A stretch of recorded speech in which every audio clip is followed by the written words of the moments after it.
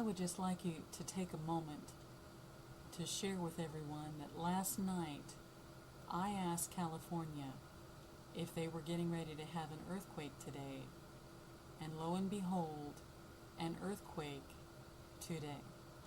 It was small, 2.7, but I think, and it's in that area. I would predict, if I was someone who would predict, that you're going to be seeing more earthquakes in that area and even further west, closer to the coast.